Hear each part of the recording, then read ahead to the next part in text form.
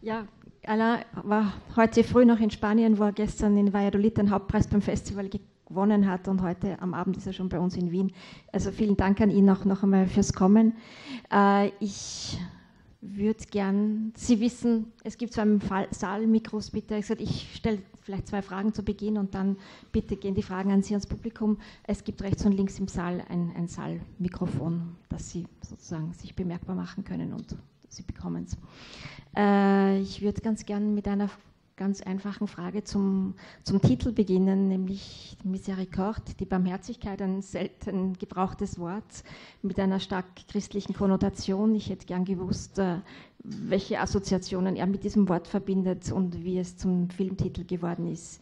Donc déjà, en fait, encore une fois, un grand merci à toi d'être ici à Vienne, après être été en Espagne encore ce matin pour prendre le prix, hier soir pour prendre le prix à Valladolid. Moi, j'aimerais bien commencer avec une question bien courte qui porte sur le titre, parce que la miséricorde, qui est un mot un peu désuet, quoi, en fait, d'autant plus avec des connotations bien chrétiennes. Donc, quelles sont tes associations? Pourquoi tu l'as choisi comme titre pour ce film? Disons que je trouve que le titre allait très bien au film, que la miséricorde, oui, c'est aussi ce concept qui est finalement assez généreux de pardon, effectivement, mais aussi d'empathie avec l'autre et de compréhension de l'autre. Et le curé du film pousse ce concept, ce précepte jusqu'au bout, donc jusqu'à son extrême, donc ça allait très bien au film. Ja, also er findet, dass der Titel einfach sehr gut zum Film passt. Es ist einfach dieses Konzept der Großzügigkeit, des Verständnisses, der Empathie für den anderen, der Fähigkeit zu verzeihen. Und der Priester bringt sozusagen dieses Konzept an seine Spitze und insofern passt es gut für diesen Film. Non, et puis je pense que ce film ça vient aussi du fait que je suis de culture chrétienne, quoi. J'ai été baptisé, j'ai été au catéchisme, j'ai été enfant de chœur et même si je suis athée maintenant, quand même, je me sens de culture chrétienne. Oui. Ja, und fühlt sich einfach der christlichen Kultur doch auch verbunden, auch wenn er jetzt Atheist ist. Er ist immerhin getauft, er war Ministrant, er hat irgendwie Religionsunterricht gehabt und er findet, dass es Teil seiner Kultur ist. Ich würde ganz gern 2 Jahre zurückgehen, weil wir vor 2 Jahren ein längeres, ausführliches Gespräch hatten über das Drehbuchschreiben und Adaptieren von literarischen Stoffen. Und wie Sie vielleicht wissen, hat Alain ja auch Romane geschrieben und unter anderem einen großen Roman, Rabelais, der zumindest ein Teil davon dieses Buchs ist die Grundlage für diese Geschichte. Und soweit ich mich noch an den Roman erinnere und ihn jetzt mit dem Film vergleiche, habe ich das Gefühl, dass der Film einfach eine düsterere Note hat, als das Buch gehabt hat. Und dazu würde ich ganz gerne eine Frage stellen. Donc, j'aimerais bien un peu revenir à il y a 2 ans, quand on avait la grande conversation sur le scénario, sur l'adaptation littéraire, en fait, qui portait aussi sur ton roman Rabelais, dont une partie du roman on retrouve sur l'écran, mais je trouve découvrir une note un peu plus sombre par rapport au roman. Et je me demande, est-ce que tu es d'accord ou... Alors, non, sur le roman, je pense que pour moi, il y a quand même ce mélange d'inquiétude, de ce côté noir, et il y a en même temps aussi la comédie, quoi, comme dans le roman. Mais effectivement, j'ai quand même travaillé les deux totalement différemment. Le scénario, je suis reparti à zéro avec je trouve, les personnages sont très inspirés, des situations qui sont inspirées, mais je trouve que les choses ne se jouent pas du tout de la même façon entre les gens, quoi, entre les personnages. Ja, also was ich schon wiederfindet, ist einfach dieses Ambiente der Unruhe, dass da irgendwas Unheimliches auch ist und gleichzeitig auch die Komödie. Das sind 2 Aspekte, die finden sich definitiv in beiden Elementen, also im Roman und im Film, aber er hat beide Sachen, ist er einfach wieder von Null aus angegangen und hat für den Film einfach ein ganz neues Buch geschrieben. Ja, vielleicht gehen wir ins Publikum. Gibt es Ihrerseits Fragen? Sonst frage ich noch ein bisschen weiter. Ja. War da eine Frage? Ja, dort ist eine Frage.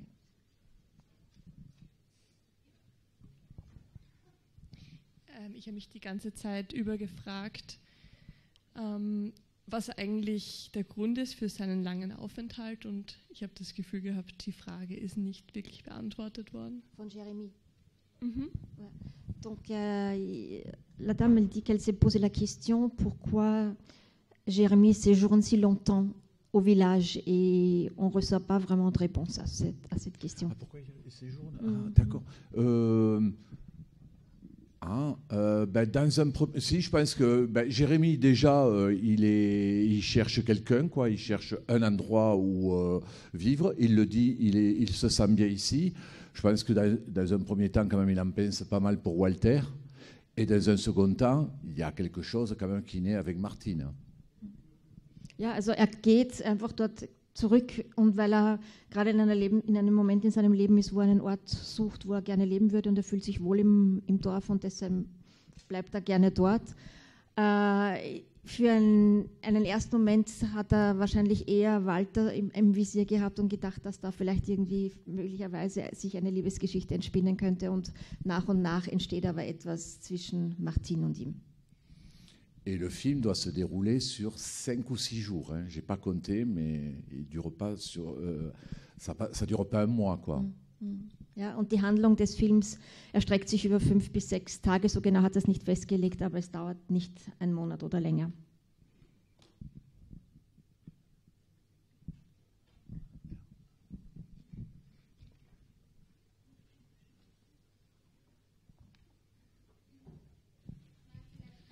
Danke.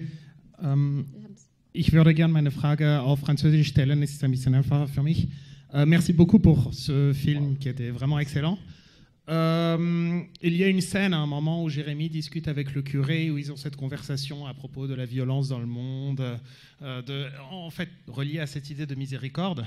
Et c'est quelque chose qui a beaucoup de résonance en ce moment avec l'actualité du moment. C'est quelque chose qui a eu, mais aussi beaucoup de résonance en fait pendant toute l'histoire.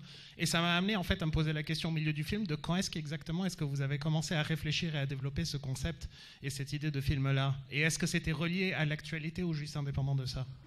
Il faut que je traduise d'abord la question. Ja, es geht um dieses Gespräch, wo Jérémy an der Klippe steht und wo der Priester dann davon spricht, dass es so viel Gewalt in der Welt gibt, und in diesem Gespräch oder in diesen Argumenten, die er vorbringt, gibt es einfach eine große Resonanz zu aktuellen Themen. Und die Frage ist wie weit es eigentlich zurückreicht, die ersten Ideen für dieses Buch, für dieses Drehbuch, und ob es damals oder im Entstehungsprozess des Drehbuchs schon diese Verbindung gegeben hat zur Aktualität.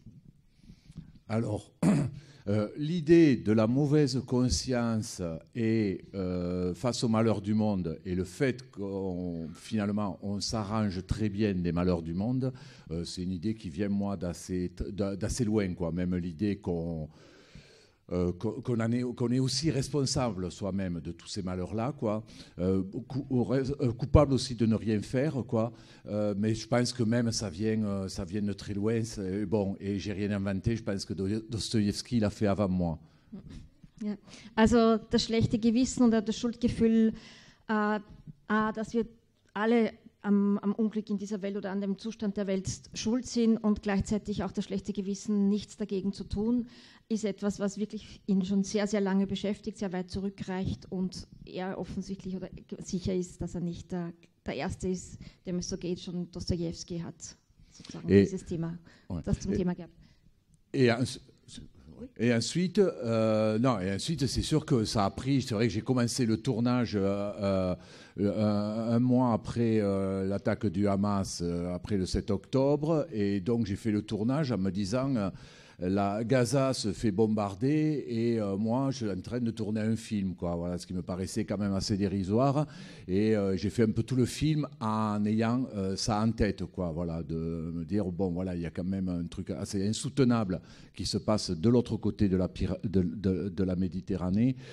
Et en plus, je veux dire que ce soit avec les manifestations ou autres, j'ai aussi beaucoup, j'ai vécu aussi avec cette impuissance face à ce truc terrible qui se passe, quoi, ce conflit qui est assez terrible, quoi. Voilà, Israël qui pilonne la Palestine puis le Liban. Ja, also die Dreharbeiten für diesen Film haben Anfang November 2023 begonnen, also einen Monat nach dem 7. Oktober und dem Angriff Israels auf den Gazastreifen. Und er hat sich damals schon gedacht, eigentlich, das ist eigentlich unglaublich, ich bin hier und bin dabei, einen Film zu drehen und gleichzeitig passieren auf der anderen Seite des Mittelmeers einfach so unheimlich grausame Dinge und auch unerträgliche Dinge, und mit diesem Gefühl auch der Ohnmacht, das hat er mit sich getragen, und auch bei allen Demonstrationen, die nachher stattgefunden haben und wo er dabei war, ist dort dennoch immer das Gefühl der Ohnmacht dabei gewesen. Je ne sais pas si c'était clair. Ja, tut mir leid, dass wir Sie warten haben lassen. Geht das jetzt? Naja, die Frage ist passt vielleicht nicht so ganz, aber wieso ist die Mutter auch so barmherzig, wo sie vielleicht fühlt, dass der Jeremy, oder wie er jetzt heißt, für den Tod verantwortlich ist, weil das ist doch ganz nah bei ihr, und sie hat aber gar keine Gefühle, dass sie den irgendwie auf den böse ist oder so. Donc, est-ce que la mère aussi, elle porte la miséricorde en elle, puisque elle comprend très bien en fait que Jérémie est l'assassin de son propre fils, mais elle lui fait pas sentir qu'elle l'ait compris. Ah, alors, est-ce qu'elle a compris je pense que c'est beaucoup plus compliqué que ça. Je pense que le film marche parce qu'on n'a toujours pas trouvé le corps, on n'est pas sûr qu'il soit assassiné, qu'il se soit fait assassiner, Vincent. Et je pense que Martine se construit aussi une histoire comme autour d'un départ de Vincent. Vincent a pu s'en aller, quoi. Voilà. Je pense qu'elle s'invente aussi une histoire dans sa tête. Also er ist sich nicht so sicher, dass Martine es verstanden hat, dass Jeremy ihren Sohn getötet hat, sondern er glaubt, dass der Film erstens einmal dadurch so gut funktioniert, weil man bis zum Schluss es nicht geklärt ist, wo A, der Leichnam ist, und B, ob er jetzt wirklich umgebracht worden ist. Und er hat eher das Gefühl, Martine erfindet sich so ihre eigene Geschichte und ihre eigene Erklärung im Kopf, wo Vincent sein könnte und dass er vielleicht irgendwo verschwunden ist oder woanders hingegangen ist. Et après, je suis bien d'accord avec vous, à la fin du film, je pense que tout le monde a cette idée en tête que quand même c'est Jérémy a pu l'assassiner, quoi. Voilà. Et y compris Martine. Et je suis bien d'accord que c'est un film assez tordu, quoi, de ce point de vue-là. Ja, also er ist damit einverstanden, also gegen Ende ist sehr stark anzunehmen, dass alle die Möglichkeit ins Auge fassen, dass Jeremy der Mörder ist, aber was diesen Punkt betrifft, ist der Film so ein bisschen verquer. Vielen lieben Dank für den tollen Beitrag. Ich hätte eine Frage bezüglich den Drehorten. Wie ist die Auswahl auf dieses kleine, schöne, pittoreske Dorf gefallen, auf der einen Seite, und auf der anderen Seite, weshalb findet die Hauptszenerie und auch dieser Mord und auch diese Begegnungen in diesem Buchenwald statt? Gibt es da irgendeine tiefere Bedeutung oder etwas, was Sie sich da gedacht haben? Donc, félicitations pour ce beau film. Et puis, la question porte sur le choix de lieux de tournage. Donc, un, pourquoi vous avez choisi ce village pittoresque, et deux, pourquoi un peu la scène principale, c'est en fait cette forêt de hêtres, en fait. Est-ce qu'il y a une signification particulière? Et les champignons. Non, je pense que c'est vraiment, j'ai cherché un peu un univers réel de conte, quoi. Voilà. Also hat sozusagen ein realistisches Universum für ein Märchen gesucht. Voilà, je trouve que ce village avait quelque chose de très beau, de très lisible de loin, avec la forêt autour de lui, les collines au-dessus de lui. Et puis en plus, c'est un village aussi, moi je trouve qu'il y a un côté assez intemporel, qui a traversé un peu les âges. Ja, also das Dorf hat einfach etwas sehr Klares, was sehr leicht Lesbares, und mit dem Wald dann auch rundherum, und hat letztlich auch etwas sehr Zeitloses. Et puis la forêt, alors ça participe complètement du même principe, quoi. Je pense que, à la fois c'est un univers de conte, c'est inquiétant et c'est magique. Et puis, also der Wald ist sozusagen auch eine Welt des Märchens, das einerseits beängstigend ist und gleichzeitig zauberhaft.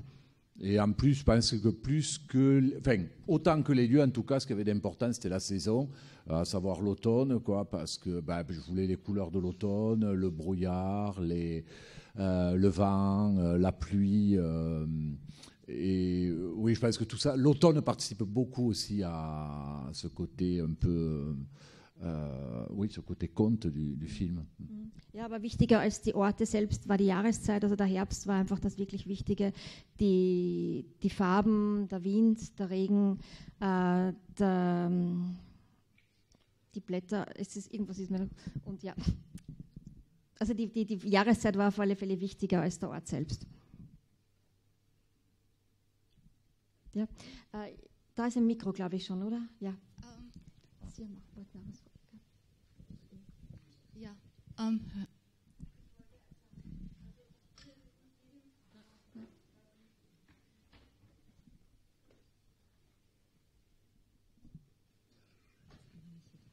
Ich finde diesen Film eigentlich ziemlich brutal, weil ganz am Anfang sagt ja der Pfarrer, wir brauchen alle Liebe. Und ich sehe überhaupt keine Barmherzigkeit in dem Film. Ich finde das ein bisschen provokant, den Titel, weil ich habe so das Gefühl, jeder macht das nur aus Egoismus, weil er ja die Liebe von diesem jungen Mann haben will. Und der junge Mann ist arbeitslos und weiß nicht ganz wohin. Und der kommt zum Handkuss bei dieser Rauferei. Aber von Barmherzigkeit, das ist eigentlich für mich gar nicht so der Fall. Und ich finde das gar nicht so abwegig, die furchtbare politische Situation auf der Welt verglichen mit der furchtbaren Situation unserer Gesellschaft im Kleinen. Donc en fait, la dame a dit que le titre Miséricorde lui paraît assez provocateur parce que au départ, le prêtre dit que nous avons tous besoin d'amour. Mais en fait, tout le monde agit un peu de façon égoïste parce que tout le monde est intéressé par Jérémie, par l'amour de Jérémie, et c'est un peu le motif, leur désir de Jérémie est plutôt leur motif d'action. Et en même temps, elle trouve aussi que c'est un film violent d'une certaine manière et que cette situation dans la société en fait, du village est tout à fait comparable à la situation actuelle dans le monde. Ah, alors, il y a deux choses, effectivement. Alors, il y a le curé qui parle d'amour, et effectivement, après, il y a quand même tout le désir qui circule dans le film, quoi. Voilà. Et puis, j'aime bien même que le curé compose entre ses grands principes moraux et puis ses désirs d'homme, de mal, quoi. Ja, also es ist einerseits von der Liebe die Rede und außerdem vom Begehren, das durch den ganzen Film geistert sozusagen.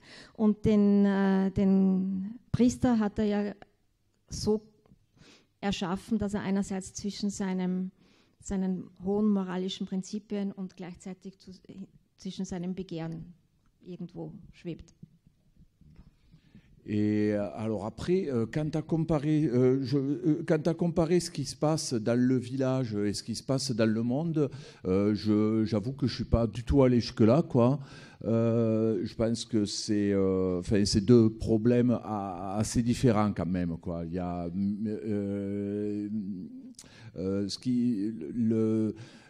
je pense que quand même on est sur quelque chose de complètement impulsif, quoi. Voilà, même le crime de Jérémie, et c'est quelque chose d'impulsif. C'est pas quelque chose de complètement pensé, réfléchi. C'est pas une armée qui bombarde un peuple sans défense. Ja, also wo nicht so ganz ihrer Meinung ist sozusagen, den Mikrokosmos des Dorfes mit dem Zustand der Welt zu vergleichen, weil er einfach findet, dass was hier im Dorf passiert und was Jeremy macht, ist sehr impulsiv und geht einfach auf einen Impuls hinaus und hat nichts mit etwas strategisch überlegten, einem strategisch überlegten Angriff einer Armee zu tun. Ich kann mich nur erinnern, irgendwo da war eine Frage, die gibt es nicht mehr. Ne? Okay. Bonsoir. Merci pour le film déjà. Moi, j'avais une question. Donc, vous avez parlé de cette forêt, cette ambiance un peu automnale. On parle beaucoup de champignons dans le film. Et il y a ce mystère quand même de ces moris à l'automne. Donc, il me semble qu'ils poussent sur l'endroit où il a enterré le corps. Et ça m'a semblé assez mystérieux, ça, quand même. J'aimerais bien avoir un éclaircissement, si vous en avez un. Ja, also es geht einfach nochmal um diese Herbststimmung und die Pilze, die im Wald wachsen und vor allem um das Geheimnis, warum die Morcheln im Herbst wachsen, was sozusagen nicht die Jahreszeit ist und wie sehr das auch etwas mit dem verwesenden Körper, der sozusagen da darunter liegt, zu tun hat. Da hätte er gern ein bisschen mehr Aufklärung dazu. Alors, il y a deux choses. Enfin, effectivement, il y a une réalité. Je vois que vous connaissez les champignons, c'est que les morilles ne poussent pas à l'automne, quoi. Voilà. C'est d'ailleurs la raison pour laquelle j'ai fait dire aux gendarmes, et il faudra que je vérifie, mais il me semble bien que ça ne s'est jamais vu des morilles en automne. Ja, also offensichtlich wissen Sie gut Bescheid über Champignons und Pilze, weil eben Morcheln nicht im Herbst wachsen und deswegen gibt es auch diese Szene, wo die Gendarmen auftauchen dort im Wald und eben genau das feststellen, dass das sonderbar ist, dass sie gerade im Herbst ist. Voilà, c'est d'ailleurs la raison pour laquelle le curé et Jérémie les cueillent, les morilles, parce qu'il ne faut pas que ça pourrait trahir quelque chose de curieux ici. Et en plus, les morilles, ça pousse sur une terre remuée. Généralement, quand ça a été remué par des animaux, voilà. Ja, und deswegen sind eben der Priester und Jeremy immer wieder dort, um die Morcheln zu entfernen, um nicht irgendwie Aufmerksamkeit auf diesen Ort zu ziehen, wo einfach etwas vergraben sein könnte. Und Morcheln wachsen offensichtlich auch dort, wo die Erde umgegraben worden ist. Voilà, et surtout, je trouvais intéressante l'idée que ça puisse être l'émanation d'un corps en putréfaction sous la terre. Hein, voilà. C'est une idée ou c'est une fantaisie? Ah non, c'est une idée très sérieuse de ma part. Ouais. Enfin, c'est à la fois fantastique et en même temps, ça pourrait être réel. Quoi. Voilà. Und hat es aber lustig gefunden, diese Idee zu erfinden, dass es auf den Leichnam, der darunter liegt, hinweisen könnte. En fait, c'est ça mon ambition, c'est rendre l'invraisemblable possible. Ja, das ist sein Ehrgeiz, sozusagen das Undenkbare, das Unwahrscheinliche möglich zu machen.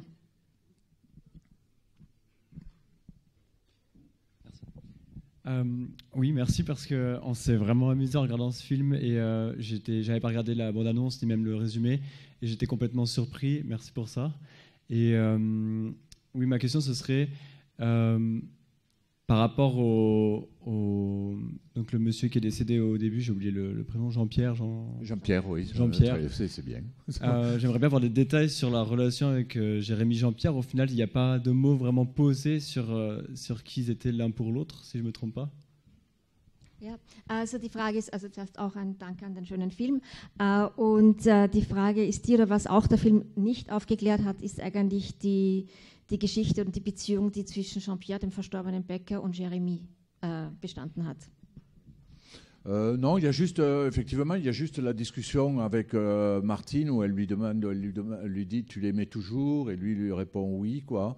Il y avait pas mal il y avait des séquences, enfin en tout cas deux, où le passé était évoqué et clarifié. On les a levés au montage et ça fait pas de mal au film, je trouve. Ja, also es gibt nur diese Momente, wo Martin Jérémy auf Jean-Pierre anspricht und sagt, du hast ihn eigentlich schon recht gern gehabt. Und es hätte Sequenzen gegeben, wo das ein bisschen deutlicher ausgearbeitet ist. Die sind aber im Schnitt wieder rausgefallen und das schadet dem Film nicht wirklich, dass sie nicht da sind. Je pense que c'est un film d'ailleurs où on a procédé en enlevant des choses de manière à... Je sais pas, c'est marrant, ça crée des brèches dans lesquelles on peut s'engouffrer, j'ai l'impression, dans lesquelles les fantasmes du spectateur peuvent aussi s'engouffrer. Et ces brèches, vous les avez enlevées plutôt? On les a créées en enlevant des séquences, en enlevant des informations aussi. Oui, voilà. Ja, also der Schnittprozess ist so von sich gegangen, dass immer mehr Sachen auch rausgelassen wurden, weggenommen wurden, weil das dann sozusagen eben Breschen schlägt für die Zuschauer, selbst Fantasie zu entwickeln und eigene Lösungen oder eigene Gedanken dazu zu entwickeln. Merci beaucoup pour ce film. Moi j'avais une petite question sur le casting. Comment est-ce que vous avez sélectionné ces acteurs et actrices? Est-ce que ce sont tous des acteurs professionnels ou pas? pense par exemple à Walter. Et comment est-ce que vous travaillez avec eux et elles? Est-ce que vous faites beaucoup de répétitions? Est-ce que... Voilà, si je peux avoir quelques mots dessus. Merci. Ja, die Frage bezieht sich aufs Casting, ob es einerseits professionelle oder auch nicht professionelle Schauspieler gibt und dann, wie sozusagen die Schauspielarbeit aussieht, ob viel geprobt wird. Juste, je termine sur juste pour la question précédente, juste puisque quand même, si ça se trouve, c'était ça la question. En fait, Jérémy était l'apprenti du boulanger et il en était amoureux, mais il ne s'est jamais rien passé entre eux, quoi. Hein, voilà. Jérémy était amoureux de son... Ouais, avait envie de son patron, mais il ne s'est jamais rien passé entre eux, quoi, voilà. Ja, also das trotzdem aufzuklären, der Jérémy war der Bäckerlehrling von Jean-Pierre und war als solcher in seinen Chef verliebt, aber es ist nie irgendetwas zwischen den beiden gewesen. Et donc sur le casting, alors moi j'écris pas en pensant à des acteurs hein, ni à des personnes réelles. Donc après quand je fais le casting, c'est toujours très diffus quoi. J'ai pas de grandes indications à donner aux gens avec lesquels je travaille, enfin là aux directrices de casting en l'occurrence. Ja, also wenn im Schreibprozess, er ist nicht einer von den Autoren, die schon an bestimmte Schauspieler denken, wenn er das Drehbuch schreibt. Und wenn es dann zum Casting kommt, hat er auch nicht so ganz bestimmte Vorstellungen, die er an die Casting-Direktorin oder Direktoren weitergibt. Voilà.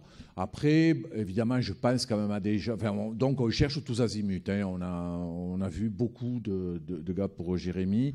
En même temps, je vais aussi puiser dans mes souvenirs. Il y a des gens que j'avais déjà vus en casting, comme Félix Kisi qui joue Jérémy, et des gens que j'avais vus dans des films, comme David Ayala, par exemple, qui fait Walter. Ja, also es gibt dann einerseits Casting-Aufrufe, wo viele Leute kommen. Da war Félix Kisil, also der Darsteller des Jérémy, ist dann schon festgestanden. Und dann kommt noch dazu, dass er sich selbst ja auch an Filme erinnert und Leute in Filmen gesehen hat, die für seinen Film interessant sein könnten. Und das war zum Beispiel der Fall beim Darsteller von Walter. Et tu as dit David Ayala?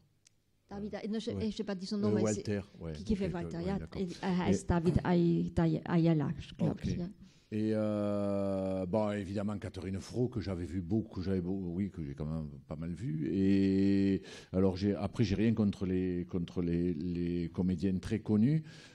Mais c'est vrai que j'ai toujours un peu ce problème. J'ai toujours peur que, comme avec sa notoriété, leur notoriété, les comédiens connus, très connus, bouffent un peu le personnage, enfin prennent le pas sur le personnage. Ja, also Catherine Fro war sozusagen die einzige wirklich sehr bekannte Schauspielerin, die einfach in sehr vielen Filmen gesehen hat. Seine Sorge, bekannte Schauspieler zu engagieren, ist immer da, dass sozusagen ihre Bekanntheit zu viel von der Figur wegnimmt oder zu viel Raum von der Figur einnimmt und nicht die Figur sozusagen in den Vordergrund stellt. Et c'était peut-être l'enjeu, peut-être l'enjeu majeur finalement en direction d'acteur. Parce que, c'est-à-dire, c'était d'avoir Catherine Fro, qui est une personnalité très connue, qui se fonde dans ce casting de gens très peu connus, quoi. Voilà. Ja, und das ist halt dann sozusagen eine der großen Aufgaben in der Schauspielführung, dass hier auch ein Gleichgewicht hergestellt wird. Catherine Fro, die sich da also als sehr bekannte Schauspielerin schmilzt sozusagen in diese Gesamtheit von lauter anderen unbekannten Schauspielern. Parce que je prends beaucoup de temps pour faire le casting, donc je fais beaucoup d'essais avec les comédiens avant de les choisir, parce qu'ils travaillent déjà beaucoup avant d'avoir le rôle, quoi, eux-mêmes, quoi. Et j'estime qu'une grande partie du travail est faite avec les comédiennes dès lors que je les ai choisis.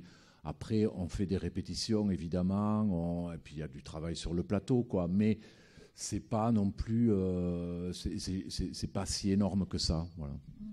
Ja, also die Schauspielarbeit findet eigentlich im Vorfeld statt. Das heißt, der lange Prozess ist eigentlich der Castingprozess und er macht sehr viele Probeaufnahmen, er schaut sich die Leute sehr, sehr lange an. Die Schauspieler müssen sozusagen schon viel Arbeit leisten, bevor sie wirklich überhaupt die Zusage haben für die Rolle. Und dann ist einfach die große Arbeit schon getan und dann gibt es natürlich auch noch Proben, aber nicht zu viele und dann die Arbeit am Set selbst. Aber wie gesagt, das Wichtigste ist dann schon erledigt. Oui, disons qu'après plusieurs essais, j'estime qu'on s'est mis d'accord sur pas mal de choses et selon les... Oui, et que généralement, quand je les choisis, c'est que je sais qu'ils ont compris où je voulais en venir. Quoi. Voilà. Ja, also nach mehreren Probeaufnahmen ist sozusagen einfach klar, was Alains Vorstellungen sind und damit ist praktisch der Pakt geschlossen, dass wenn jemand engagiert ist und genommen ist, dann hat er auch oder hat sie auch verstanden, worum es ihm geht. Wir haben noch 2 Fragen.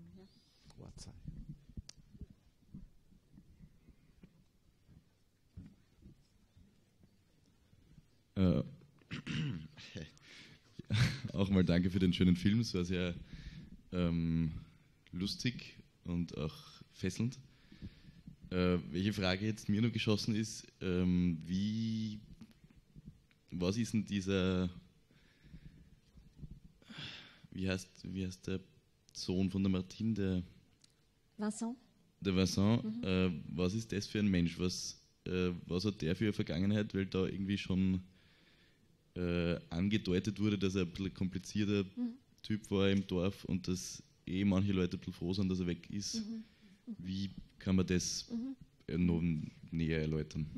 Donc déjà, en fait, merci pour ce film drôle et captivant. Et voilà, un peu plus sur la backstory de Vincent, quoi, en fait, puisqu'on ne sait pas trop, en fait, qu'est-ce qu'il a fait avant. Apparemment, c'est un personnage dont certaines personnes sont contentes qu'il ait disparu. Donc, quelle est un peu l'avant-histoire, en fait, de Vincent? Oh ben, alors, s'il faut que j'explique toutes les histoires. Non, enfin, ils ont été amis d'enfance, de jeunesse, tous les deux, Vincent et Jérémy. Et puis là, il y a un cas typique on est face à un cas typique de jalousie d'un gars pour sa mère, quoi. Voilà, c'est un gars un peu énervé, quoi. Voilà, qui a même un mec très énervé, quoi. Voilà. Mais ils n'ont pas couché ensemble, si c'est ça que vous voulez savoir, je ne sais pas. Die beiden sind einfach Kindheits- und Jugendfreunde gewesen, Jérémy und Vincent. Und es ist einfach eine ganz klassische Geschichte der Eifersucht, dass der Vincent einfach eifersüchtig ist, dass da jemand sich für seine Mutter interessieren könnte. Aber was sicherlich nicht, es ist nie eine Liebesgeschichte zwischen Vincent und Jérémy in der Jugend gegeben. Die hat es nicht gegeben. Ja, geht.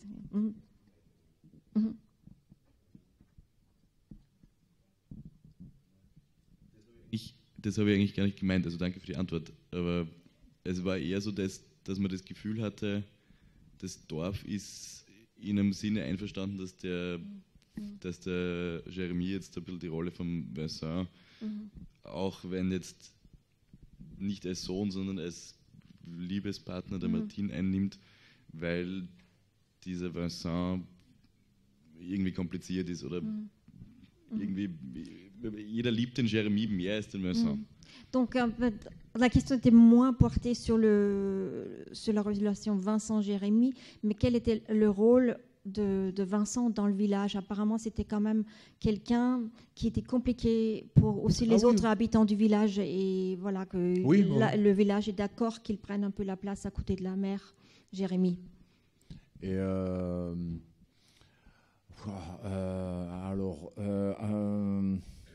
non, mais je pense que vous avez quand même compris quelque chose du rapport de Vincent au village, quoi. Et je ne peux pas dire qu'il y a quelque chose d'aussi clair que ça dans ma tête, quoi. Voilà. Je ne pense pas que les gens soient spécialement d'accord pour que Jérémy prenne cette place. Enfin, Walter et la femme de Vincent, Annie, quand même, ils sont très hostiles à Jérémy. Ja. Also er hat das Gefühl, sie haben ungefähr im Gespür, dass da irgendwas im Dorf nicht stimmt. So explizit ist es ganz einfach nicht und fällt ihm auch jetzt wirklich nicht eine Erklärung ein. Und er würde nicht sagen, dass das Dorf so geschlossen einverstanden ist, dass Jérémy diesen Platz einnimmt, weil zum Beispiel Walter und Annie sind gar nicht so begeistert, dass er diesen Platz einnehmen wird. Ja, ich fürchte, wir müssen langsam zu einem Ende kommen. Dürfen wir noch eine Frage, eine letzte Frage. Merci. Merci pour ce film qui m'a un peu surpris au début et je me suis tourné vers mon épouse et je lui ai dit on est mal barré. Et puis le rire a trouvé sa place timidement en ce qui me concerne et puis il a été franc à la fin. Et tout à l'heure vous avez utilisé le mot de conte et je crois que les contes ont une fonction. Alors je ne sais pas si vous avez fait ce film, vous l'avez fait comme un conte et les contes ont une fonction dans lesquels les lecteurs trouvent des réponses ou avancent dans des cheminements de la compréhension du genre humain. Et je le prends comme ça, moi. Je trouve que c'est un magnifique film sur un trou paumé de l'Aveyron. Et puis, il y a une galerie de personnages qui sont tous plus ou moins ambigus et qui se découvrent à travers Jérémie aussi.